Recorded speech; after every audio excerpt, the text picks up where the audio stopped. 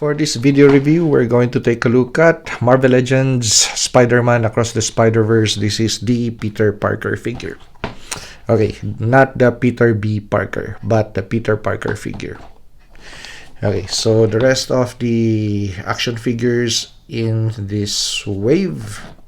So let's take the figure out of packaging. As for contents, pretty much straightforward as to handsets that are included or accessories and a extra head unit. As for actual height of the action figure out of package, just above the 6-inch mark.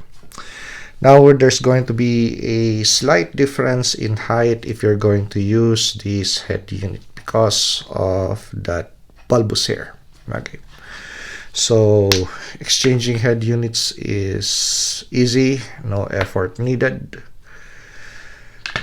Okay, so let's measure this guy up once again. Okay, so yeah, as you could see, just about 3 lines above the 6-inch mark. So that's the difference. Okay, so let's take a look at that head unit, Peter Parker head unit. Okay, so details on the back of the action figure and the paint application. Details on the front, details on the arms, details on the legs and the feet. Okay, so the thing with this action figure, in package, the web lines are really visible. And the more that you have this action figure on hand, so it's going to really depend on the collector. It's personal choice or personal taste if you like those lines painted or not. We would have wanted Hasbro to do it already for us, but actually that's it. Preference. Why did they not do it already? Well, it's also going to bump up the cost of the action figure. Well, anyway, as long as they deliver a action figure that looks good proportionally, well, which actually this is. I like the anatomical proportions on this action figure in its animated form according to the movie. Or even if you're just a casual Spider-Man action figure collector, this is going to fit your Spider-Man cravings for play. So yeah, I like my Spider-Man action figure to be like tall and lanky, just like this. Okay, so I also have several Spider-Man action figures in my collection, but this really is a standout, really different. I like the color of the blue, the choice of brightness, not too dark, not too light, just in the middle, just right. So stays in contrast to the reds, and the line webbings are really spaced well and big, that they are really visible. So even on the handsets or on the boots. Okay, now let's go into articulation points. So articulation points, we have a lot of articulation for the head actually. So this is straight out of box. I did not subject this action figure to any form of heat treatment, hot water bath, or hair dryer time. None of that. So this is straight out of packaging. Okay.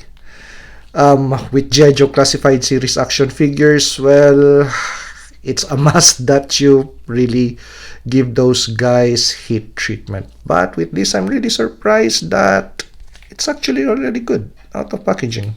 Take a look at that. So that is how much articulation you have for the back and the front. So for that diaphragm cut. So that is on a ball joint, and that is how much rotation you could give on that out of box. So flex on the waistline. Well, of course, it's going to break the panel line. Well, you could paint that or leave it at ease. It's going to depend on the choice of the collector. Okay. So as for forward bends, that's already much, actually. Okay.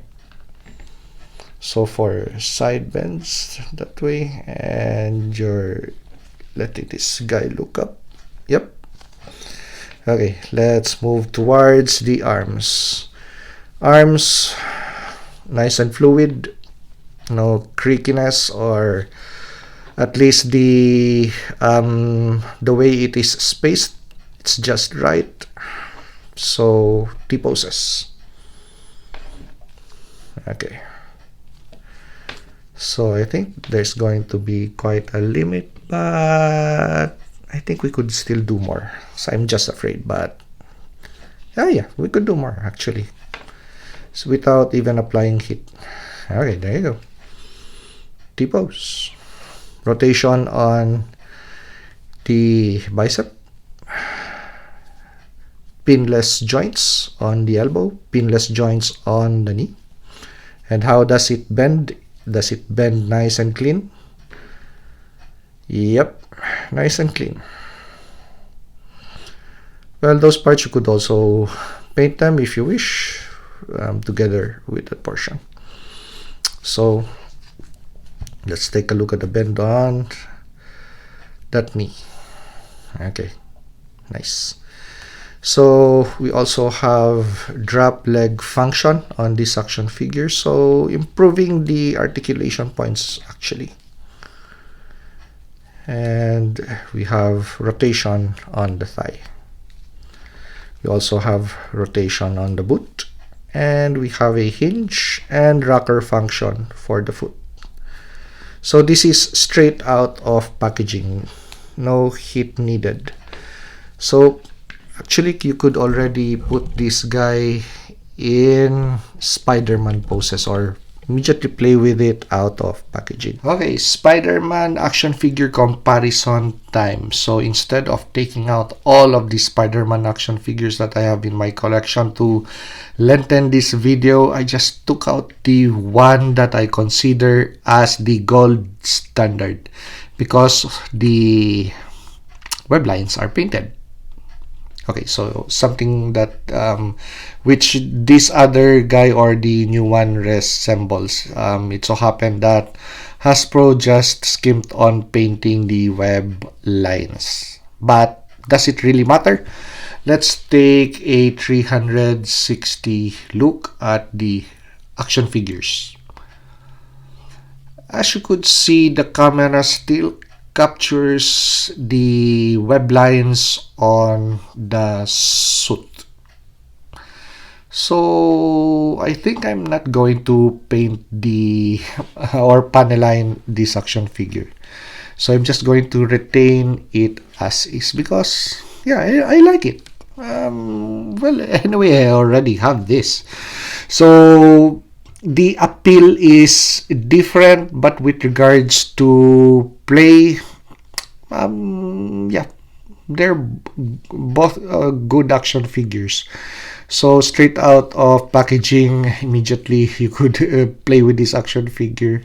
Well, of course, it's going to depend on the copy that you're going to receive from your purchase. When you take it out of package, your copy might be stiff, so yeah, you have to subject it to heat treatment. But my copy was surprisingly good to go. Okay, one thing that I did to this action figure, the only mod that I did actually, let's take a look at the neckline and the head. So early on in the video, I showed exchanges of head units, and you could see or note the difference between how this head unit now stands on top of the shoulder. So this time it is more anatomically correct because the head unit is not riding on top of the ball joint. Actually, the joint now is quite hidden. Well, of course, you could see the joint line, but you won't see the rounded corners of the ball joint. Okay, so let's take out the Peter Parker head. So what I did was just to take out my drill and take out the excess material. So the head unit now rests lower on top of that neckline. So compared to out-of-box experience, yep, as you could see, this head rides on top of that ball joint, while this one, just a little bit of material clearance. Okay, so thus improving the aesthetic of the action figure while still retaining articulation points. Okay, so if you like this review, like, comment, and subscribe to help me grow my channel. And see you on the next action figure or custom action figure review.